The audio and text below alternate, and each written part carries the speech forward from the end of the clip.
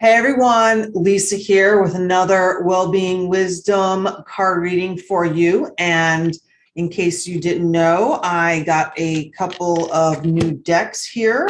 One is called Health and the Law of Attraction. And this one is also by Esther and Jerry Hicks, which they also do the Wellbeing card deck that I've been reading from here. And I also got some Love Yourself cards by Louise Hay. So we can play with those on another day. I just opened these, the Health and the Law of Attraction cards for us to dive into today, okay? But before I get started, remember you can find out more about me at lisampepe.com or wellbeingawakening.com.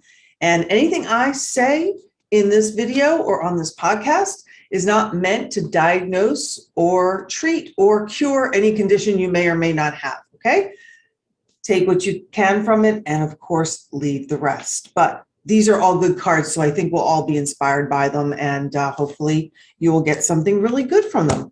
So as I was playing with the deck, the cards are kind of falling out here, so I'm going to grab one of them here and read it for you. So it says in this card, my natural state is one of well-being. And I think this is a card I pulled not too long ago, but I want to read the back of this one. This one says, your natural state is one of wellness, one of absolute health, one of perfect bodily conditions. And if you are experiencing anything other than that, it is only because the balance of thought within you is toward the lack of what you want instead of what you do want.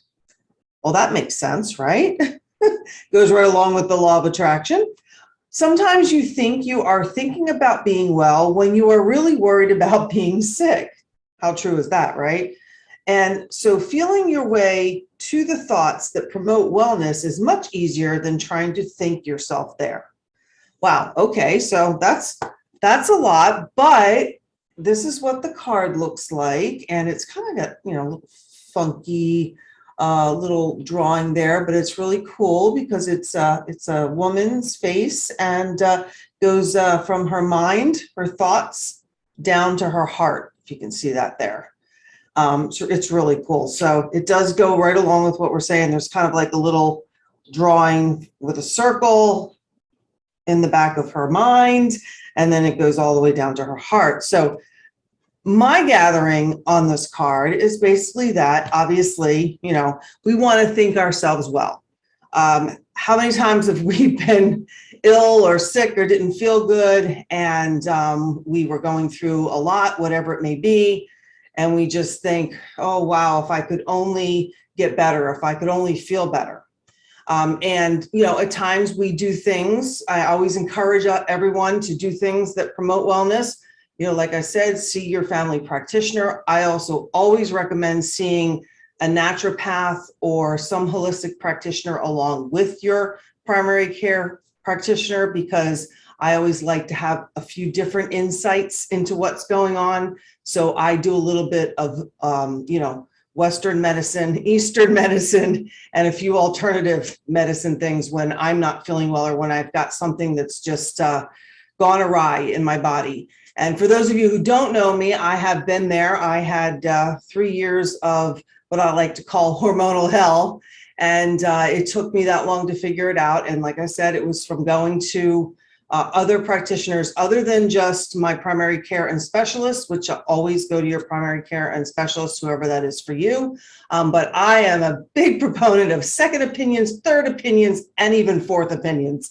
And I'm also a big proponent of doing your own digging, which is what I had to do, so you can help your practitioners work with you, and so you can overcome anything that's going on.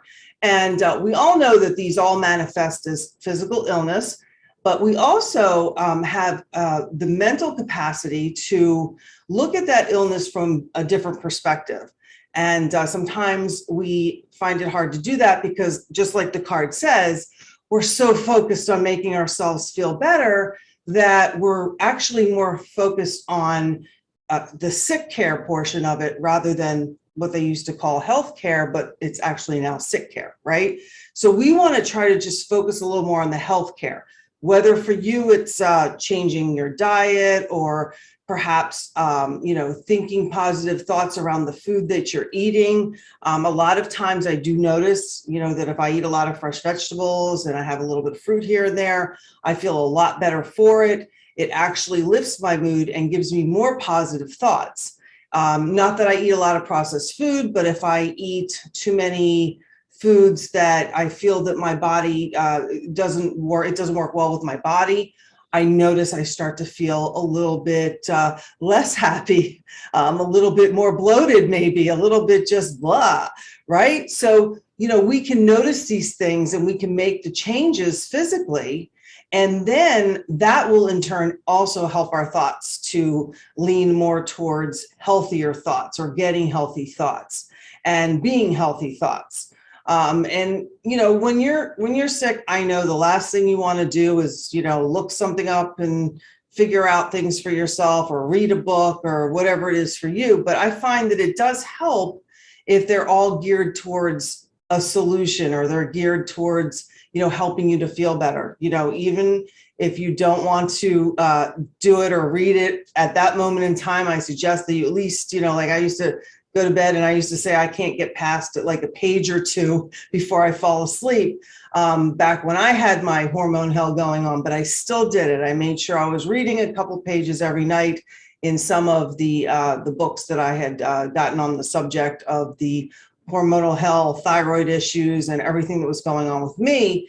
And I found solutions in those books and within those pages, and it helped me to focus on being well and being, whole again, and feeling, energetic and feeling more like myself, because I went through a period of about 3 years where it was really difficult, and to get to the bottom of it took a little bit, but I did it, and I always focused on getting better or being well, and I always tried to picture myself in my mind the way I was before I didn't feel well, right? And I still did a lot. I did as much as I could to kind of pretend that I wasn't feeling so bad, and, fake it till you make it, right? But I think that if we can get those thoughts, like this card is showing, from our mind down to our heart, and kind of approach not feeling well with love and compassion. And I know it's difficult because sometimes, we don't feel well. We're like, oh my God, I don't feel well. And we just focus on that, and we focus on, the bad things about it. But sometimes when we don't feel well, it might be our body's way of telling us to slow down, telling us to take a break, telling us to change course, change direction, telling us to change something in our lives. So maybe if we could just sit in meditation a little bit and listen to that. What is your body trying to tell you, right? And you may already have the answer, but then you just bring it into a loving and compassionate, type of feeling. And once you can feel that and say, okay, well, I understand. And of course, nobody wants to be ill. Nobody wants anyone they know to be ill. But if you're experiencing your own illness, or a family member's illness, or a loved one's illness, like I said, you could extend compassion in saying that, it's sort of out of your control, but you're going to send love to it. You're going to send compassion to it. You're going to, send your prayers to it, of course. But at the same time, try to send it in a way that sees the person or yourself as already healed or already healthy.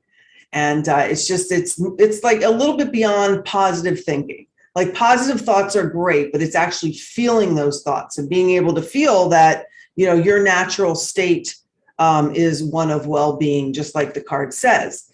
And, a lot of times we can use visualization. We can actually go into our minds and we can remember a time and picture a time when we were feeling a certain way, when we were healthy and we were, like I said, vibrant with a lot of energy. Try to do that, and try to do like 2-minute meditations on that.